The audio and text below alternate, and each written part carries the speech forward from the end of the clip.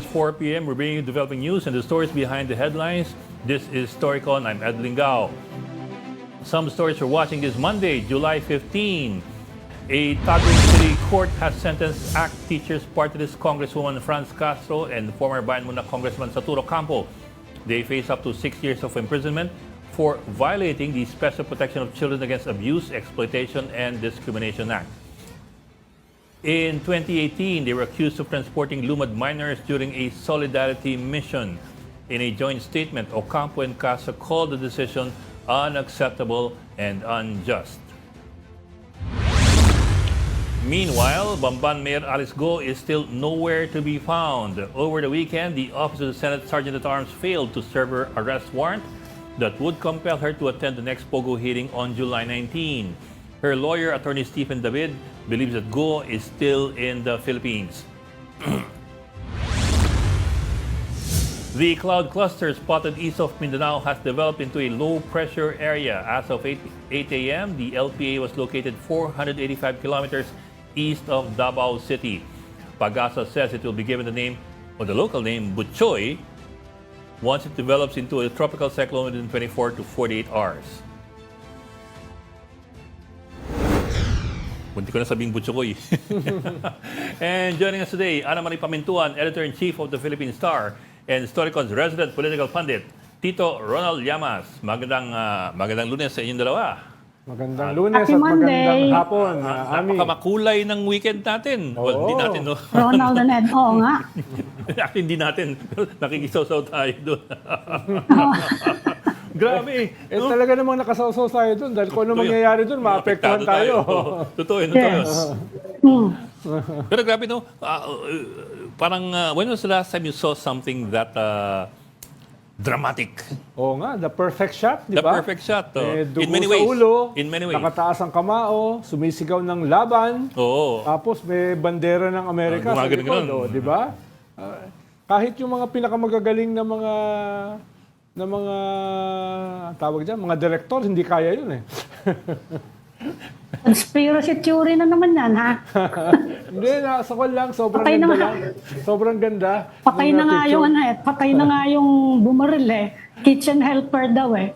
Hindi man lang hinuli, no? Pero math and science, supposedly math and science whiz nung high school siya. Nag-graduate in 2022, I think. Who was bullied. Yeah, Yan ang isang he was bullied. yeah. At member ng National Yeah. Rifle Association, no? At parang card-bearing Republican na nag-contribute sa Democrats ng $15. Ang daming anggulo, no? Iba-iba, eh, no? Sanga-sanga talaga yung mga anggulo, no? Ang hirap malaman, anggulo talaga na nangyari yan. Hindi mo malaman kung ano paniniwalaan mo eh. Yes. Yeah. And also, that's also what's giving rise to so many conspiracy theories. Unfortunately, ang daming now you have people saying na baka it was a setup, baka it was like this or like that. So parang sobrang divided yung mga tao, sobrang polarized. Nobody wants to believe anything even if they see it for themselves eh. Bago nga nangyari. Mahirap ang dami i-set ng- up yun. Ang layo-layo na shooter ka, Ronald. Shooter tayo ng dalawa eh. Mahirap yun, Mahirap ma-miss. Mahirap mag-ganyan-ganyan. Mahirap ma-miss yung 140 meters. Lalo na kung may AR-15 ka. Tapos walang harang. Walang harang ng mga puno eh. Conspiracy. Diretsong-diretso eh. Kaya nga, nakakapagtaka, bakit hindi sinecure ng Secret Service yun? Yun yung Kaya ng pinakamalapit na conspiracy building. theory. Yun yung pinakamalapit na building. Pero in fairness naman, that question that's hanging on everybody's head is why the Secret Service failed to secure the area properly. That's even going up to Congress already for an investigation eh. So umabot sa ganung punto na parang how could you guys screw up this task so garapalan? Yung mga nagsalita ng mga dating Secret Service at mga dating mga FBI, yun yung una nila nakita eh. Yung napakalaking lapse na yon. Well, Rol, let's show some video. I think we have some video for playback according to our producer. Let's take a look at what we have. I think these are called from some of the wire agencies. Jan, let's show them. The Republican National Convention starts here tomorrow, and former President Donald Trump arrives in Milwaukee Sunday evening. Now, he's made it clear to his supporters that he is excited to this event, writing on Truth Social, quote, "I look forward to speaking to our great nation this week from Wisconsin." Take a look at what happened. Terrifying moments at a campaign rally for former President Donald Trump in Butler, Pennsylvania, Saturday evening. A gunman perched on a nearby rooftop with what authorities say was an AR-style gun, opening fire on the crowd below and attempting to assassinate the former president. Trump's face bloodied as he's whisked away by Secret Service agents. It was certainly chaotic, but at the same time, initially people were, screaming, very upset, people crying, ducking. The FBI identifying the shooter as 20-year-old Thomas Matthew Crooks, a registered Republican from Pennsylvania. He was killed by the Secret Service. Trump taking to Truth Social on Sunday, thanking supporters and writing, quote, "It was God alone who prevented the unthinkable from happening. We will fear not, but instead remain resilient in our faith and defiant in the face of wickedness." After being cleared by doctors, Trump returning to his residence in Bedminster, New Jersey. Now, the 45th president's attention shifts to the Republican National Convention in Milwaukee. Many wondering if Saturday's attack will change the tone of the four-day event. The plans have not changed. We are all praying and thinking about the victims, and we'll have a convention very, very focused, moving towards the future of this country. The chairman of the Republican Party of Wisconsin went on to say that there will be no major changes to the program. Trump's VP pick is expected to speak on Wednesday, and Trump himself on Thursday. Reporting in Milwaukee, I'm Julia Benbrook. Okay. Well, for those who don't have that much access to all the foreign news services, just to show you guys the location where it happened and paano yung setup, we pulled up Google Earth here. This is the Butler Show Farm in Pennsylvania where that rally occurred nung weekend. Here, okay, let me just show you here. Trump was banda here, facing that way, facing the crowd. The shooter was on top of this building. Para siyang factory factory building and supposedly he shot that direction. Tapos there was a Secret Service counter sniper team on top of this building. Oops. Yeah, on top of this building. So yan. So just so you guys can figure out how things happened. Trump was here, the shooter was here, the counter-sniper team was here. And Trump was facing this way while he was addressing the crowd. So it was the shot was taken from the side, kumbaga. Kaya yung the place niya dito sa tenga. Nung nakaharap siya ng ganun Parang Yung mga casualties ba na, yung namatay at injured, nasa likod ni Trump? hindi, nandito. Sa likod. Nasa gilid book, I saw the BBC Yeah. So Trump was here. There was the main crowd was here. There was a platform for some of the people here and another platform for some of the people here and here. Yung namatay nandito. So yung bala siguro gumanon, lumagpas kay Trump o hindi tumama kay Trump, tumama dun sa nandito. Sa gilid. Sa gilid. Dun sa somebody from the crowd on the left side of Trump. Yeah. So, yun ang nangyari. Ano yung likod niya sa video? Parang walang injured doon Oo. Hindi nga, pag ganun nga kasi siya. So, Patagilid. yun. Yun nga, the question being raised by both Republicans and Democrats in the U.S. now is yun nga, how could the Secret Service have not secured the area when, if you look at, Ronald, if you look at the area, ang tall buildings lang sa paligid well, ito, which was secured by the Secret Service, ito, mukhang walang Secret Service sa bubong Dahil dapat nakita na yun nandun. Medyo malayo-layo na siya. But it's 140 meters. Yes, malayo-layo yun.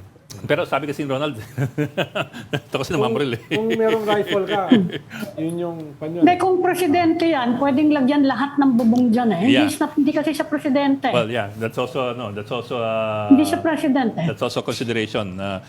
Limited yung number ng Secret Service niyan eh. He is eligible to Secret Service He is protection. eligible to Secret Service, pero hindi ganun karami. Yeah, as a former Yung president, presidente, isang batalyon yan eh.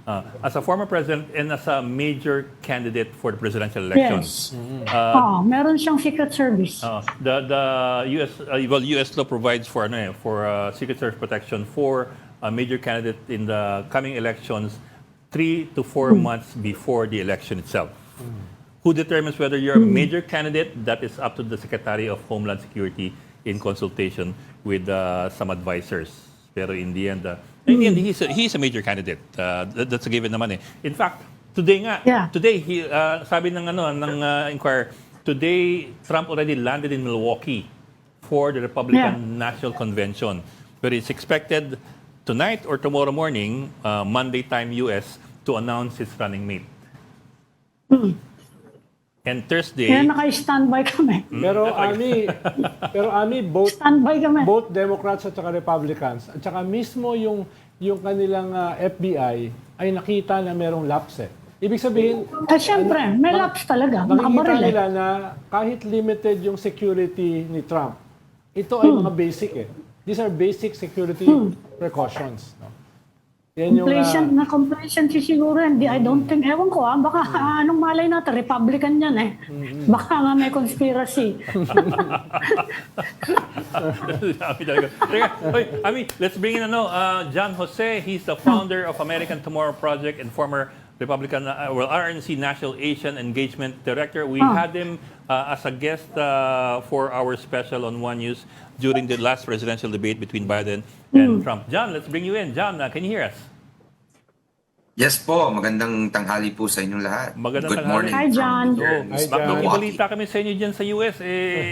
Siguro, na-imagine lang namin, nag-rumble siguro yung mga isip ng ano ba dyan ang ibig sabihin ng Asian Engagement Director?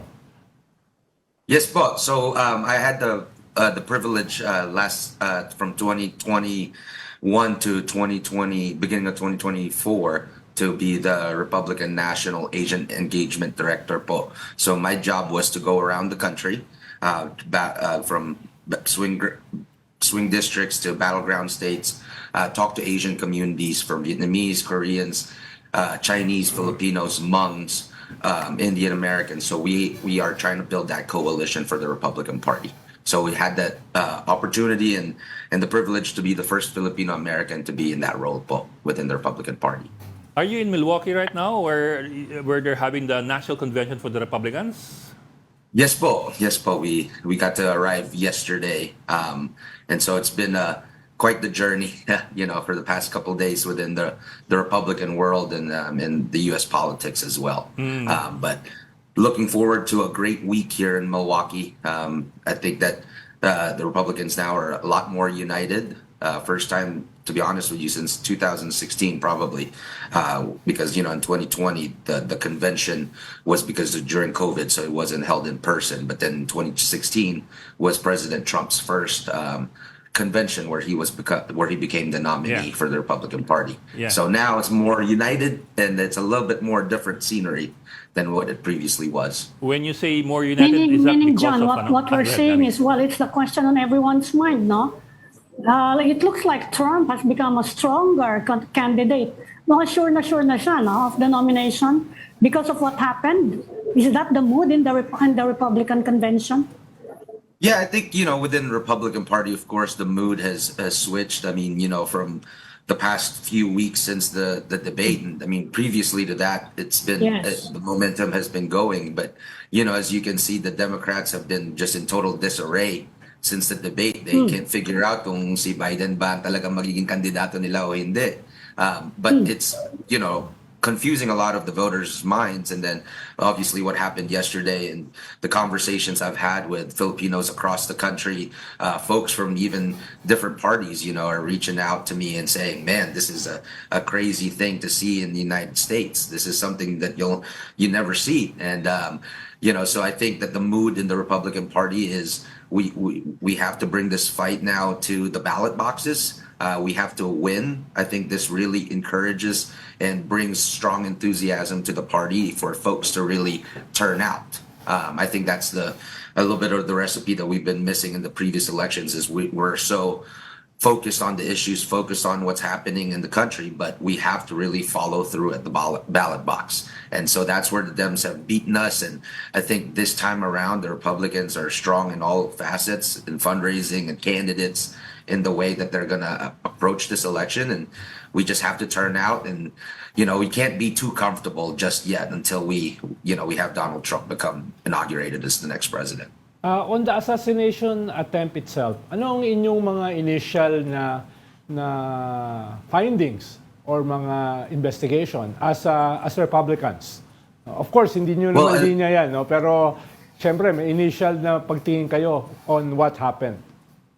Absolutely. I mean, I think that obviously we leave the official investigations to the authorities. I know the Secret Service is opening up their own internal investigation.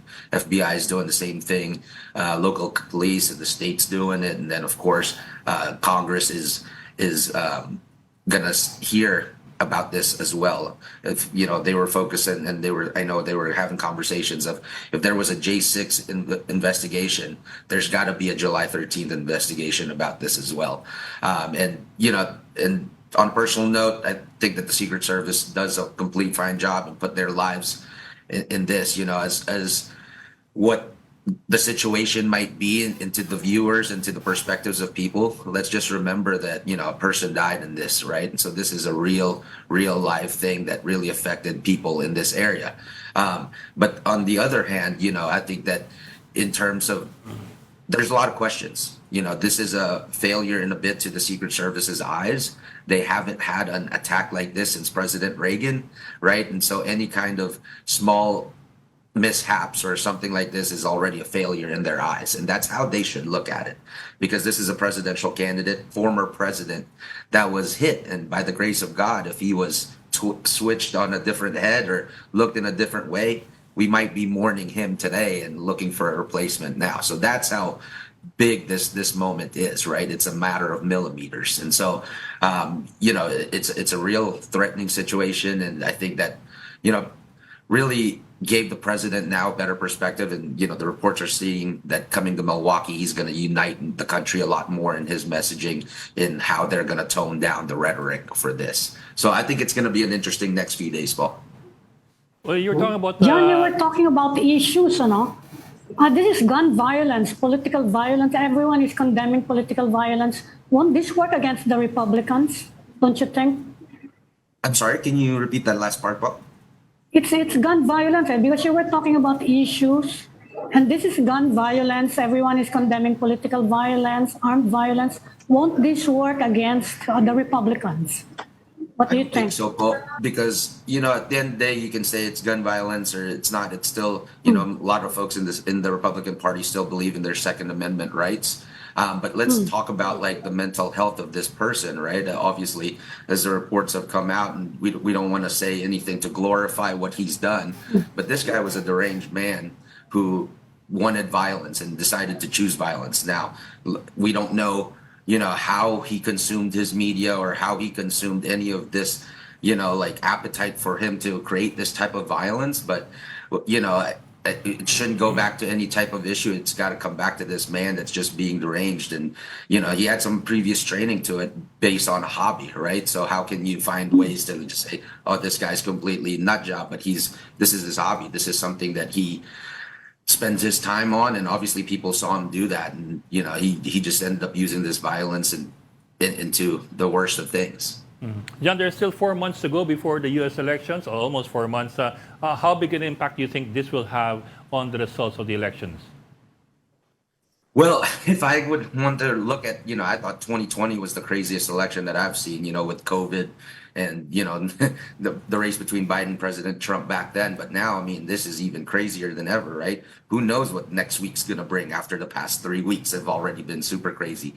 But I think in terms of our eyes, in the Republicans' mindsets, we're clear with our nominee. It's going to be President Donald J. Trump going for this, and we're excited to see who his vice president pick is going to be. We're looking forward to bringing, the candidacy between President Trump and whoever the vice president candidate is to the country, and to earn the votes of millions of Americans for this upcoming election.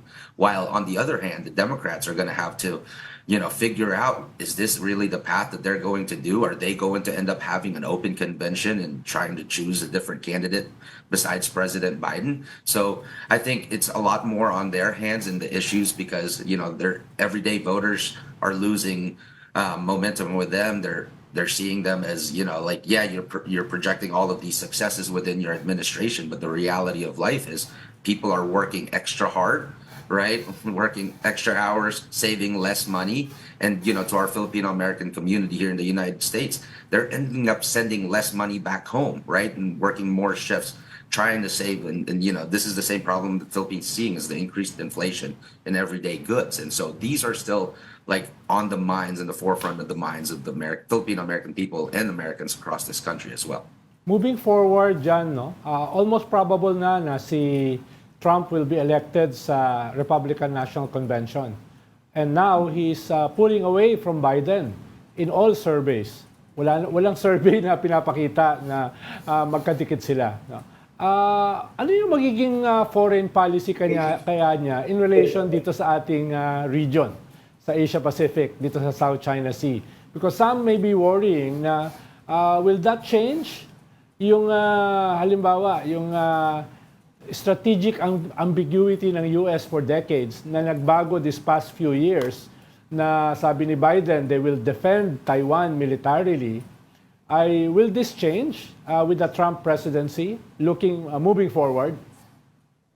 No, from what he did in 2016 and to 2020 in his first administration, despite, what he might have been strong on terms of foreign policy, from my recollection and talking with his previous staff that was focused on the Philippine matters in Asia, he was always prepared to stand by the ironclad agreement that the United States has with the Philippines. And, I think that goes back because that's a long-term foreign policy of the United States itself.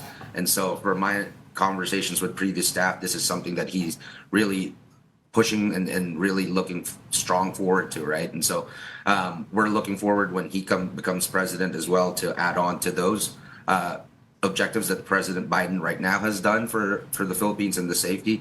Personally, I think, both candidates and, President Biden and former President Trump are doing a good job when it comes to really supporting the Philippines when it comes to this matter. And personally, this is a very, very important issue to me, and I know to a lot of Filipino Americans here as well. Mm-hmm. Well, John, are you tracking Filipino American and Asian American voter preferences? Yeah, we get the impression that a lot of Filipinos are actually pro-Trump. Is that correct? I would like to think so, ma'am.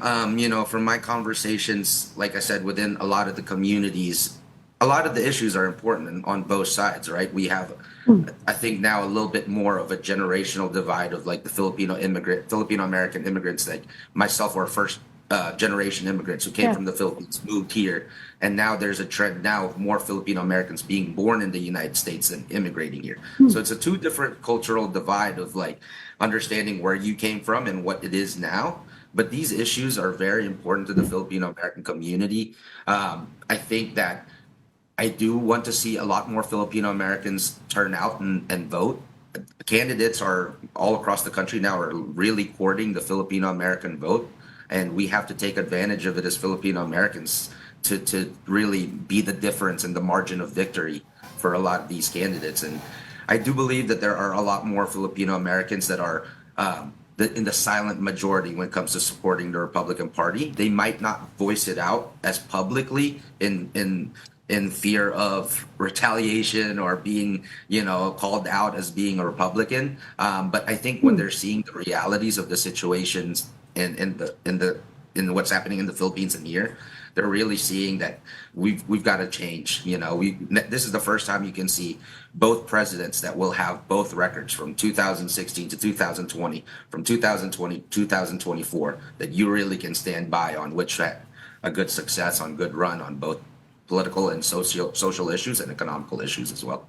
John, in relation sa tanong ni Ami, sabi mo nga kanina, you're the first Filipino American sa position na yan sa Republican National Congress, no, na coordinating with Asians for the Republican Party.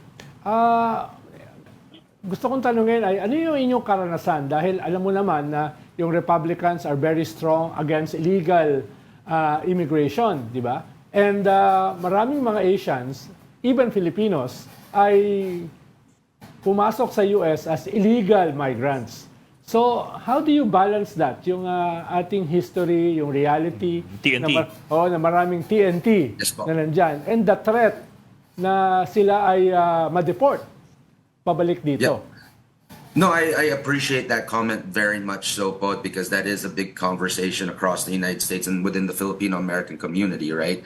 I do believe that, in terms of comparing the Filipinos and let's say Mexicans that or South Americans that are crossing through that southern border, is when Filipinos come to the United States, they still have to go through and try to get that visa, right? They still get it. And then once they're here, they decide to stay and not come back and be a TNT, right? Whereas if you are crossing from the southern border, you are just making a deliberate choice of not even trying to attempt to be somewhat legal, right? You're just saying, we're just going to cross it. And so to a lot of the Filipino Americans here in this country, it's a literal slap to the face, because tons of us remember the times, the amounts of money, kung anong oras kayo gumising para pumila sa US Embassy and to get all the medical clearances just so that you can have a better life. And then you come here, and we understand within the Filipino community the hardships of the Filipino Americans that go through to make that decision. But I think Filipino Americans that do that, or Filipinos that decide to be illegal, is they're making that decision when they're already here, right? They're making that deliberate decision that they're going to break the law. Whereas the immigrants that are just going through and invading through the southern borders, they just don't care. They want to see, they want to have a better future, but there's no part of vetting them. We have no idea what type of folks they're going to be, what types of jobs or whatever they're going to do, right? And that's got to have to be stopped, because at the end of the day, they're going to be taking out the benefits of the regular citizens, right? We've got Filipino Americans that are in the southern part of the country, right, in Arizona and Nevada, that are feeling some of this pain, right? They're chugging hard and working very hard, and then we got legal immigrants coming here, and now they're taking away the benefits from those hardworking Filipinos too, right? So it's very controversial, and it's a very hard topic to go through. But with empathy, I think you can solve this. But then you also have to understand the rule of law, right? And we have to obey that. Mm-hmm. Okay. What about among other Asians, John? Is there concern, or are you aware of concern for Trump, a second Trump presidency? Of course, there's people that have been saying the concerns that they've gotten, and I understand it. But I think based on the records, I think both President Trump and President Biden can have something to run on. But I believe, like, in terms of economic prosperity and ways to develop their lives and to achieving that American dream, a lot of that success has happened a lot more during President Trump's term. And you can see, from the people were saving money. People can buy houses, right? Young people can do that. Nowadays, young people here, people like me is having a hard time buying homes in the United States, right? Or like starting a family because of how just things cost so much more. And it's hard to think about your future when the economy is not doing too well under these democratic policies. So we're looking forward to President Trump to reviving the economy again and making sure that we're finding ways into achieving that American dream. Okay. Well, John, Trump getting the Republican nomination is already, I suppose, a foregone conclusion. But who's the strongest vice presidential candidate for the Republicans? Kaya po yan sa loto. So we don't really know on, it's all talaga? depending on President Trump. And I think, it's usually by this time you already have an idea of who it is. They've done enough vetting to kind of pad it out to kind of slow launch who the VP is. But this time he's really keeping it close to the chest. What I'm proud about it is we have such a strong bench and stable for the Republican Party that I'm looking forward to any of them. I think any of the shortlist folks can bring tremendous support to the president, right? And it just depends on how the president wants to run with this, right? Is he going to have somebody who's going to be the next face of the MAGA identity, or is he going to have somebody that's going to be an former executive of a state that can be a president as soon as, when knock on wood, something might happen? Or does he want a vice president candidate that might have a stronger foreign policy, right? So a lot of these folks are really capable. And I think there's even a few dark horses that I'm kind of pulling for that's going to be an interesting choice. But I think that either way, the president is going to be rallying to pick this vice president, and the Republican Party is going to rally behind them into making this a reality and getting them elected. On a personal note, John, how did you become a Republican? Were your parents Republican? Nagustuhan mo ba yung ideology ng Republican Party? Do you want a lesser government, lesser state intervention, more privatization, lesser taxes? So, yun ba yung pinanggalingan mo? Ideology, platform, or more personal? So, growing up in Manila I grew up there, and I spent my summers in Batangas with my family. We come from a very religious and family-based family where, the family is the center of our life. And so when I immigrated in Kentucky, which is not a place where there's a lot of Filipinos, I can count on two hands how many Filipinos I encountered with in the first few years in Kentucky. It's just more of that same lifestyle that we gotten to have in the province in the Philippines, right? The family is the base. Religion is a part of your life. We believe more in the strong sense of individual freedom, right? And then also the government is the problem and gets in the way. I kind of see that when we were living in the Philippines, right? Government is a part of everything, when there should be some privatization to foster some of that. And so we believe the same way here in the United States, and but I wasn't. This is something like my parents never told me you should be a Republican. They always told me, look at the current situations, open up your eyes, do your research, do your homework, really be observant of what's really happening, right? And so that's how I became a Republican, and been fortunate enough to be in this role, and always carrying that Philippine flag with me wherever I go to. Mm-hmm. Well, John, with what happened over the weekend, is there any concern with both Democrats and Republicans that things have gotten to a fever pitch state there in the U.S.? Everybody's so tense, and with the violence over the weekend, that things could go easily downhill. Is there any concern of that? Definitely. I mean, this has been brewing up since pre-COVID, those elections, since even the president's first term that he ran on. I think, President Biden came on TV a few hours ago to talk about, from the Oval Office, to discuss about bringing the temperature down. And I think, that is appropriate coming from his position as president, and making sure as leader of the executive branch as well, his agencies are the one that's in charge of protecting, the president, the candidates as well, and they need to boost that up. Obviously, President Trump hasn't had as much Secret Service details since he was president, and we also have a major presidential candidate of Robert F. Kennedy that doesn't even have any Secret Service detail. So those are things that need to be considered by the executive branch. But in terms of lowering the fever or the temperature down, it's definitely ideal to do that. And I think we're going to hear that from President Trump when he addresses the nation on Thursday, when he accepts the nomination. From some reports I'm hearing and hearing from other folks, they're saying that he's kind of scrapped his original speech based off what happened yesterday or 2 days ago now, and trying to revamp it into finding an opportunity now not only to unite the country but also unite the world during these times. John, if I may, I'll just hit the pause button there for a short while we play, I think, a soundbite from Joe Biden in his with his Oval Office address. Let's play the soundbite. Thankfully, former Trump is not seriously injured. I spoke with him last night. I'm grateful. He's doing well, and Jill and I keep him and his family in our prayers. We also extend our deepest condolences to the family of the victims who was killed. Corey was a husband, a father, a volunteer firefighter, a hero, sheltering his family from those bullets. We should all hold his family and all those injured in our prayers. A former president was shot, an American citizen killed, while simply exercising his freedom to support the candidate of his choosing. We cannot, we must not go down this road in America. We've traveled before throughout our history. Violence has never been the answer. Whether it's with members of Congress of both parties being targeted and shot, or a violent mob attacking the Capitol on January 6th, or a brutal attack on the spouse of former Speaker of the House, Nancy Pelosi, or information and intimidation on election officials, or the kidnapping plot against the sitting governor, or an attempted assassination on Donald Trump.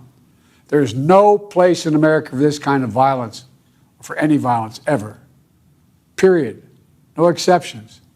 We can't allow this violence to be normalized. It's time to cool it down. We all have a responsibility to do that. Yes, we have deeply felt strong disagreements. The stakes in this election are enormously high. I've said it many times that the choice in this election we make in this election is going to shape the future of America and the world for decades to come.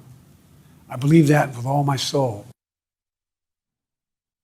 Okay, President Joe Biden. Well, John, let me throw in one more question. What's the thinking of Republicans as far as the performance of the Secret Service over the weekend was? As I said initially, I think, at first we're still very thankful for the jobs of what the Secret Service do, right? They throw their bodies at it, bullets, and trying to serve their protectees and the people around them. But we cannot move past the fact that they did have a lapse in this, right? And in terms of, I've been to plenty of these rallies. I know how like back end security kind of stuff sweeps happen, right? So I'm sure that this area was swept a lot earlier. But when it came to terms of having an infrastructure, I know that barn, that roof area was a little bit past the security perimeter and barricade earlier. So I know from within that square, it's pretty much protected. So there's going to have tons of investigations on this, and we're looking forward to getting to the bottom of it to see if there was any lapse within the top brass of the Secret Service. There's a report saying that the counter snipers were waiting for approvals from their bosses, but there was counter reports saying that they don't need those types of commands, right? So we've got to get to the bottom of this. There's definitely been a lapse, and we've got to talk about, being part of the Secret Service. How are they really protecting their protectees and their families? And especially like what you said, 4 months to go, things are going to boil over even more, and closer we get to the election, and that's going to be an interesting play. So I think that there's a lot of concerns within the Republican Party when it comes to safety of President Trump, for sure.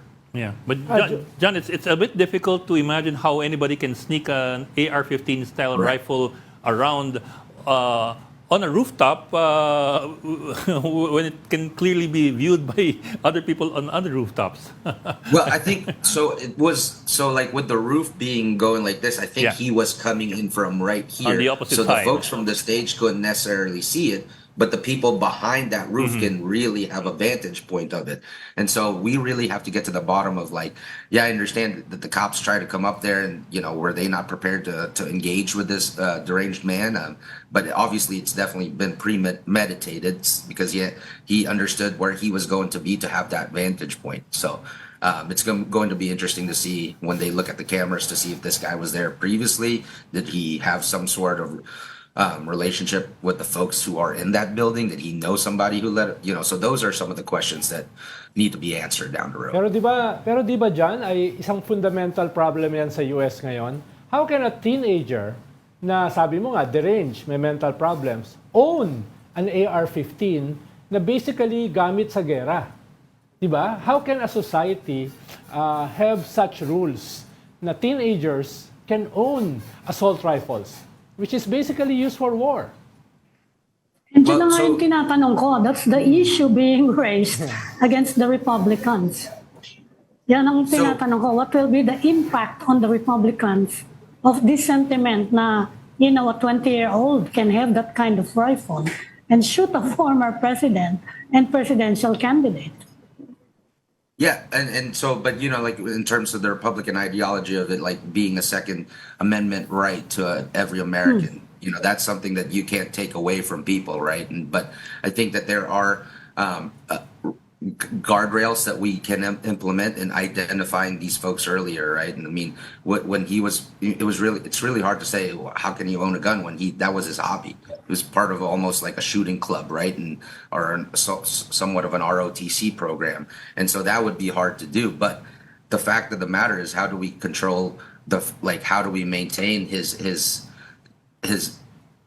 personality when it comes to this? Are we picking up flags that this person is acting differently, or is he, showing some sort of ways to see that? And the folks that have been interviewed say, yeah, this kid was bullied. This kid was, really outcasted, right? So then this world needs a little bit more compassion to these folks. These are folks that are, they feel like they're unheard. There's so many things that's going in their minds, and they think that they can be the solution to the problem, when the idea is like, look, if it's a criminal, they're going to find a way to do it one way or the other. Either it's guns, it's weapons that they're going to cause to create violence, right?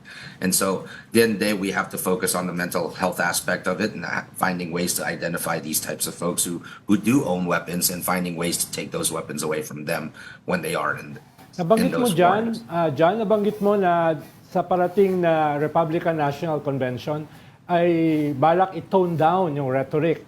Does that mean na ito-tone down ni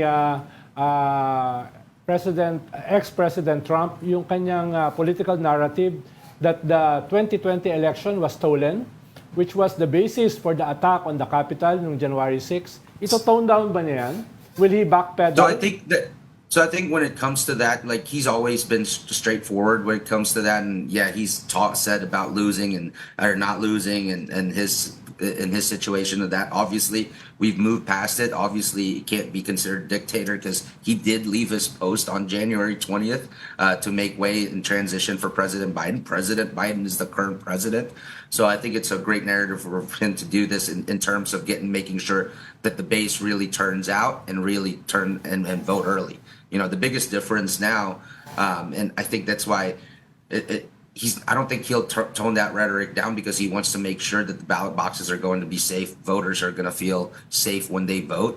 And the term, and it's a different get out the vote season now here in the United States. It's not like you vote one day and then you find out, you'll find out the results after. Now, a voting season can be, depending on the state, can be 4 weeks prior to an election, when they send out those mail ballots, right? So when it comes to that, there's a lot of questions that need to be answered from different state parties and state secretaries of states, and how they process their elections, right? Sometimes you don't even request for a mailed ballot. They automatically send it to you. So how do you track the life cycle of a ballot? So these are a lot of concerns that's important to voters, especially in the Republican Party, to make sure that their vote actually counts in some of these places that are Democrat strongholds for a long time, right? So it's all different per state and per county on how they turn out these voting processes. So I think that in terms of rhetoric, I think we have to encourage folks to really turn out and vote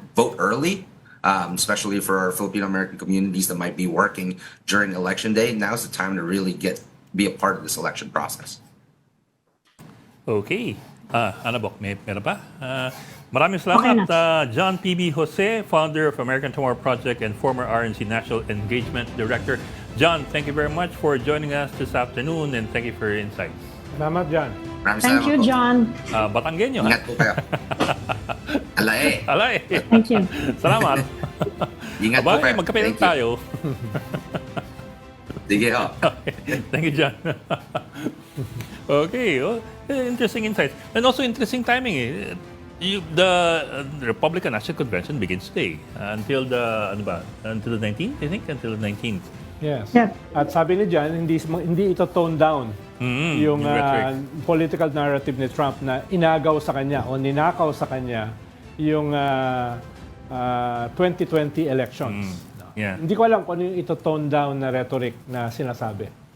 Well, let's see. Yung kasi yung main rhetoric na nag-agitate sa mga tao na lusubin halimbawa yung Kapitolyo at sana naman hindi yung nag-agitate dito dito sa mga incidents na ito, no? Kay Crooks. Oo. Crooks, At yung mga susunod pa na mga away. May imagine mo ba, Ami, kung sakaling may nangyari kay Trump dito at ano yung magiging sitwasyon sa US? Kung halimbawa Dito sa ay... Pilipinas? What do you mean? Hindi. Halimbawa, yung nangyari dito sa assassination attempt nito. Halimbawa, kung nag-succeed, imagine mo kung anong sitwasyon sa Amerika ngayon. What do you mean kung may ganong situation in the Philippines? Hindi. Halimbawa, mangyari yan sa US. Halimbawa, nag-succeed yung assassination, no? Ano mangyayari sa US? Hindi Civil war? hindi magpapalit ng kandidato. Hindi, pero marami kasi sa mga supporters sa US ay armado. Diba? Pinagmamalaki nila yung mga armas nila sa mga rally. Imagine mo kung magkaroon ng... May panlaban naman yung state doon na armed also. Meron silang armed deterrence. But I think Raul's point is malakas yung state nila. Yeah, but I think Raul's point is we've gotten to a point where they've gotten to a point where they're so polarized. Bawat kibot aalma yung kabila at talagang wala nang tiwala sa isa't isa. So that's also scary. Halimbawa dyan, ang gagamitin dyan, National Guard yung sinasabi ni Ami. Pero siyempre, yung National Guard, hatirin yan between Republicans and Democrats. No? At merong mga armas yan. So, And National Guardsmen are actually they're weekend warriors. They're ordinary citizens who get to play soldier for a few days in a month. And as ordinary citizens, involved din sila sa ganyang political dynamics. And they have the freedom to engage in politics, not like yung regular soldiers na you're supposed to avoid showing your political colors, especially while you're in Yung uniform. ganito kasing assassination attempts, hindi yan unique. Dahil apat na US presidents na yung namatay sa assassination attempt, no? Si Lincoln 1965 na merong 2 previous assassination attempts bago nag-succeed yung John Wilkes Booth's attempt. Si Tatlo ng pangalan, no? John Wilkes Booth. Tapos si Garfield, Andrew Garfield, 1881. Tapos si McKinley, 1901. Tapos si John F. Kennedy. At marami na rin mga nag-fail na assassination attempts. Unang-una si Andrew Jackson. Hindi naman bumagsak yung gobyerno nila. Malakas ang nila kasi. Yung government nila is built on may structural integrity yung gobyerno nila Yes, pero hindi pareho natin masyadong Pero tayo masyadong personality-based tayo. Yes. At medyo mahina nga yung mismong bureaucracy natin, security forces, nagkukudita dito, nag-mutiny. Wala naman silang ganyang problema doon. Ilang beses na nag-riots dyan over issues that are quite personal to Americans. Nakokontrol Yes. Yung peace and order Pero Ami, ito yung first time. siya after some violence. Ito yung first time na may lumusob sa Kapitolyo. No? Hindi nila naranasan ito sa kanilang kasaysayan. No? So may mga pangyayari ngayon na medyo hindi nangyari in the past. No? We have pala a story. Look at the history of presidential assassinations in the U.S. Let's roll that video. Si Andrew Jackson. The parallels between this and what happened to Reagan to me are front and center to me. Both men are shot at, and apparently Trump was wounded. Reagan was definitely wounded. People will rally around you when that happens. Reagan was a very spiritual, religious person. And he believed in forgiveness, and he started praying for Hinckley. And it's in his diary that he did that. He also believed he had been spared for a purpose. And that purpose was to help reduce the threat of nuclear war, which helped guide his entire presidency. What the assassination attempt did for Reagan, too, was that it built a bond with the American people. You know, Reagan would lose more than half, 70 years old, by the way, and he'd lose more than half his blood volume because he'd been hit. He was in shock at the hospital. He collapsed into the arms of his agents when he walked through the doors, right? They couldn't get his pulse. They couldn't get his blood pressure. Reagan was probably a minute away from dying. When they removed the bullet finally from him, it was an inch from his heart. And so, you know, that transformed Reagan's presidency. It transformed him as a person. It transformed the world. And I think it'll be really interesting to see what happens in the next couple weeks about what this does for the American public's relationship with Trump, because Reagan was so affable.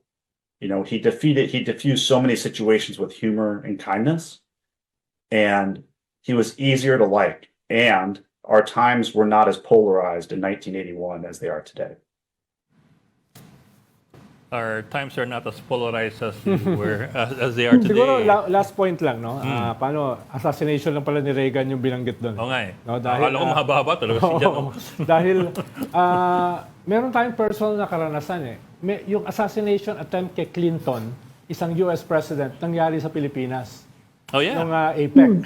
Kaya dinivert yung kotse niya, nilagyan ng bomba ng mga tao ni Bin Laden. Yung isang isang tawag dyan, isang tulay. Kaya dinivert nung 1996 ba yun? 1994, APEC. Yes, 96. Summit. 96, di ba? 96 siya tayo, no? Hindi siya masyadong na-project, pero ganun pala yung nangyari. Kasi hindi natuloy eh. Oo. Kaya, walang hindi na set off kasi. Oo. Na-prevent kagad. Na-prevent. Doon nakilala si Bin Laden. Paano operation pala niya yun, no? 1994. Oh, 1994, no?